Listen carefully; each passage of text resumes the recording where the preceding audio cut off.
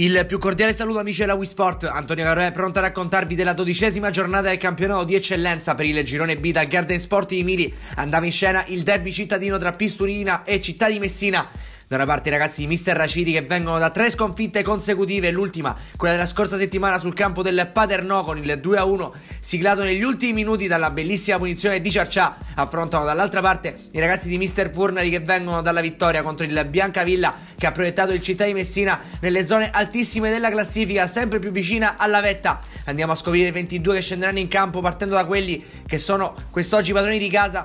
Il Pistoia che schiera Vitale tra i pali, linea difensiva a 4 con Napoli, Caldore, Kilian e Buzzone a centrocampo. Sugli esterni aggiranno Lo Giudice e Colucci, al centro Ardiri e Sillà, in avanti Buscema ad appoggiare l'unica punta Lo Giudice. Dall'altra parte il 3-5-2 di Mister Furnari con Paternini tra i pali, linea difensiva a 3 con Leo, Bombara e Filistad. A centrocampo sugli esterni agiscono Davide Leo e Silvestri, sulla mediana Calcagno, Cardia e Quintoni, in avanti Rasà e Genovese. Con l'ausilio delle immagini siamo passati a raccontarvi del primo tempo che dopo appena 20 secondi vede la prima azione pericolosa del Città di Messina. Leo mette in mezzo, partendo da sinistra, il pallone viene respinto da Puzzone praticamente sulla linea. Ancora Città di Messina pericoloso con Genovese che scarica su Rasà, prova ad allargare il gioco, alla fine il pallone viene riconquistato da Salvatore Leo sull'auto di destra, prova a mettere il pallone in mezzo, cade in area di rigore Genovese, il pallone però arriva sul secondo palo a Davide Leo che ci prova nuovamente, respinge la difesa del Pistoia. Sempre pericoloso il Città di Messina che poi ha un'occasione con un calcio di punizione, il pallone di Quintoni trova a centro area tutto solo Ciccio Cardia, come sempre perfetto per tempi di inserimento, non riesce in acrobazia però a trovare il gol, poi scappa sull'auto di destra Genovese, prova a mettere il pallone in mezzo, a botta sicura Quintoni con il destro, da 2 passi manda il pallone clamorosamente alto.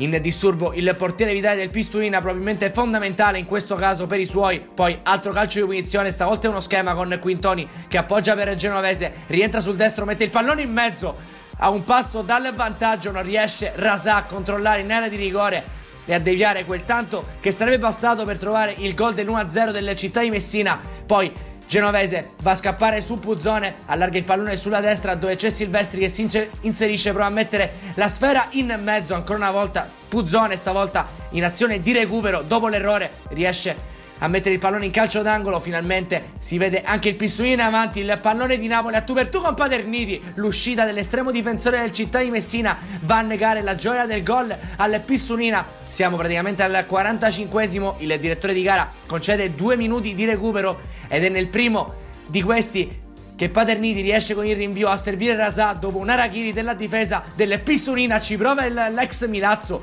non trova però il gol, con una bellissima risposta da parte di Vitale che riesce a deviare il pallone in corner. Finirà di lì a poco il primo tempo, duplice fischio da parte di Pinchetti di Sesto San Giovanni che manda le 2 squadre a riposo. Fino a questo momento è pareggio al Garden di Mili. Prova a cambiare qualcosa Mister Raciti inserendo D'Angelo per Puzzone. Poco Pistoia in avanti nella prima frazione, sicuramente il Città di Messina meglio soprattutto dal punto di vista del possesso. Poi Vitale la combina grossa servendo così Ardiri, recupera il pallone Rasà, Calcagno si inserisce in area di rigore, lo stesso Ardiri a stenderlo e sarà calcio di rigore. Non ci sono dubbi per Pinchetti che va anche a espellere il centrocampista del Pistoia. Sembra severa la decisione da parte del direttore di gara, in questo caso sarebbe stata evitabile l'espulsione. Ci va Rasà sul dischetto, affronta Vitale, la mette sul destro e trova il gol del vantaggio dopo 4 minuti dal fischio iniziale del secondo tempo. È Rosario Rasà con il quinto centro stagionale a portare in avanti il Città di Messina che adesso con l'uomo in più può cercare di trovare il gol della tranquillità con Cardia che però manda alle stelle con il destro, esce per infortunio lo stesso Rasà, al suo posto entra Ginagò. Il Città di Messina riesce con la profondità della sua panchina a non perdere sicuramente dal punto di vista tecnico, è proprio lo stesso Ginagò a entrare in area di rigore poco dopo a scaricare il pallone alto, esce Quintoni ed entra Costa nelle fila della Città di Messina. Doppio cambio invece per il Pistoia, escono Buscema e Sillà per favorire l'ingresso in campo da parte di Gartey e di Minissale. Entra anche Ciccio Di Stefano nella Città di Messina che prova ancora a proiettarsi in avanti con il neoentrato Costa che va a seminare il panico sull'auto di sinistra, supera Napoli, mette in mezzo, non arriva nessuno all'appuntamento con il pallone del possibile 2-0 Poi errore clamoroso di Filistad che impegna così Paterniti, il suo rinvio favorisce l'ingresso in area di rigore da parte dello giudice che viene steso in area così da Bombara per il direttore di gara e fallo di mano, visto che lo giudice proprio frana sul pallone. Forse qui c'è il tocco da parte del capitano del Città di Messina che comunque se la cava.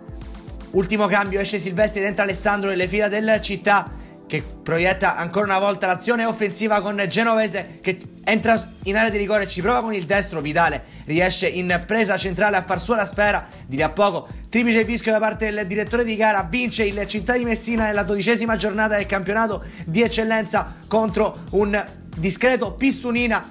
Adesso i ragazzi di Mister Furnari volano al primo posto in classifica, aspettando domani il risultato di Rosolini Biancavilla. Dall'altra parte il Pistunina continua a scendere in classifica e adesso il margine di distanza con le avversarie è davvero ridotto. Il più cordiale saluto amici della Wii Sport, Antonio Caroè, e alla prossima.